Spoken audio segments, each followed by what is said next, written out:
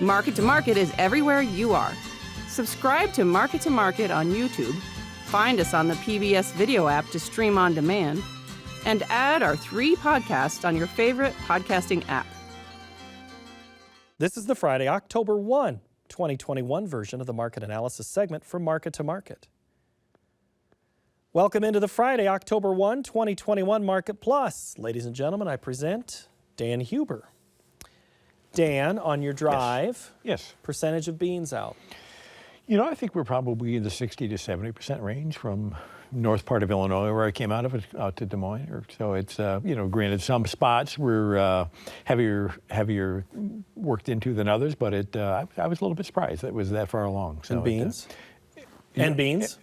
Did I ask beans You first? asked beans, yes. All right, I hope you did, because it's what I answered. Okay, so corn. Yeah, corn maybe 20%. A lot of combines rolling today, but and of course, I ran through rain, which, for me, I haven't seen rain for the better part of 6 months, it seems like. So is weather going to be a story next year or even this year? Well, I guess we could run into some issues yet. I know we've got a little rain through the Midwest this weekend. If it's going to be a story, it's probably going to be to the south, where it's already wet in the Delta, and we've had enough tropical storms and hurricanes to come through to make a mess down there. Not that that's unusual for this time of year, but for the Midwest and the upper Midwest, no, it doesn't look like it's probably going to be a tremendously big story. Here's a story from this week in the ag world. It's Matt Nebraska's question that came in via Twitter. He says, in today's world of information overload, how in the world are there this big of surprises in USDA reports still? And granted, we're dealing with, something that encompasses the entire country as far as growing regions. They're trying to come up with a number. I don't think the surprises are maybe necessarily as big as the market makes them out to be sometimes. The market or those who watch the market? Those who watch, I should say, yeah. The market. When I say the market, I guess it's those who participate and are trying to anticipate things. So it's, realistically, I give the credit to the USDA in the respect that they probably have more statistical data than anybody else.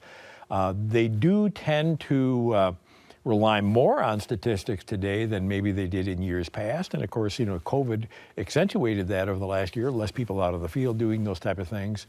Until we get to the point where we can afford to have satellite readings and sensors out of the field, this kind of thing, there's always going to be that room for error, room for variability. Again, maybe the issue is more with people who are estimating what those reports are going to say than the reports themselves. So I don't know how everybody puts their numbers together, but some of them might be just a little more than a shot in the dark to begin with.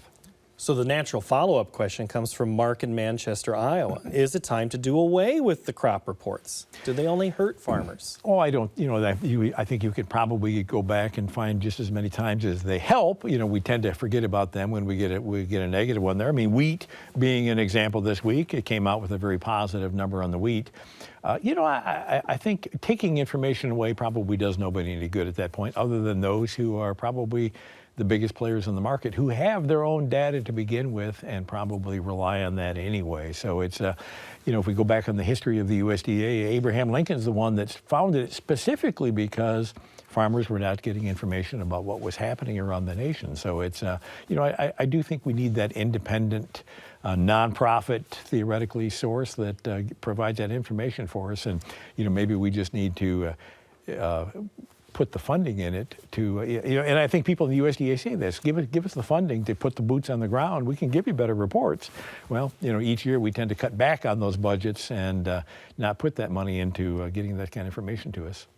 Well, Jake in Illinois asks question related to the report. Where did we hide 87 million bushels of beans for the past year? Well, the beans have always been a little tricky to do inventory numbers on because they do get tucked away on a lot of farms, a lot of places where you can't store corn just because you don't need to really condition the beans in the same way. So, when you get to high-priced beans, we always tend to start dragging those out of the nooks and crannies that we don't realize are there. So, maybe, again, part of it probably a little bit undercounted from last year. Maybe that's been running for a couple of years here. But like I say, high prices tend to really bring inventory out that we forgot was out there to begin with. And high prices cure high prices? Cure prices, just as low prices cure low prices. That's right. All right, so this is a question about soybeans. I made you do a little homework before you came out here. Yes. Harry in Alma, Arkansas. We had a similar question last week, but what percentage of American soybeans goes to China? Currently, approximately, well, I should say 60% of the exports that we leave this country are moving to China right at this point in time, which really then that equates to about 25% of the total crop. So it is our export business. You know, when you look at the numbers each week, you know, we'll have sold 1 million tons of soybeans, of which 700,000 are to China or to unknown destinations. So I mean, without them in the market right now, we would be not looking at a lot of export business. Be a different story too. Absolutely. We would probably not be with double digits in front Correct. of the price. All right. Ram in Edgar, Wisconsin was asking, we did kind of cover this in the program, what direction is cattle headed? He's asking about fats and feeders, steady to lower. Sure. You know, I'm going to tend to say more steady at this point in time. You know, and again, it's not like we're putting a lot of animals on feed at this juncture. As we talked about earlier in the previous segment, you know, this is not the time of the year where you really see a tremendous amount of demand, you know, for the grilling season is behind us at this point in time. But I don't see a lot of downside here at this point in time. I think we've come to a point of value, and you know, particularly now with the hog market accelerating new highs, that's probably going to make people think, you know, do a little more comparison shopping when it comes to the meat counter. All right, I have equal opportunity on my operation. Okay. Should I be expanding my beef herd or my hog herd right now? Well, I mean, they're both difficult to expand on if you most places of the country, just because of all the external factors. I guess I would probably tend to say hogs. I mean, I think hogs are still going to be viewed on as a more competitive meat year in, year out, and you know, I think the hog industry is doing a nice job of kind of repositioning itself as a good flavor alternative as well. So. Doug in Thornton, he always likes a good cattle market question, but this time he's asking about what's up with the oat market. Is it a better choice than corn? Last week the discussion was oats no. Well, of course, if you're in the northern plains, oat may be a better move this year. And granted, the problems in the Canadian prairies this year really cut into the oat production, the oats that we can bring in. I guess I haven't watched it. You know, I know years past we used to bring quite a few oats out of Sweden. I haven't seen if they've made any major changes or had any problems here this year. You know, here again, as with any market, it's a spot. Or actually, any small grain market like that, it tends to be a spot market. So what looks great today may not translate into what July oats are for next year. I haven't really looked out there, and I doubt there's a whole lot of trade in that new crop oat contract at this point in time. So if you really thought you were going to expand acres, I guess I would find a way if I could lock those in at this point in time too. So. All right. This is a little more on something we already covered, but David in Eastern Iowa asked us this question last week, and we've talked a lot about ASF. And so what happens to ASF if we have a positive case in the U.S.? Not so much what it does to the hog market, but what's it do to the cattle market? You know, I guess it has to be a boon for all meats at that point in time. I mean, you know, granted, if it really we really had to crack down, and you know, granted, having a case doesn't mean it's necessarily spreading, but I think, you know, psychologically, people are going to think, well, if there's a disease in the meat, I don't want it either, you know, let alone what the potential death toll would be within the hog industry there. So it's I would have to say it'd be supportive to poultry and beef both. Okay.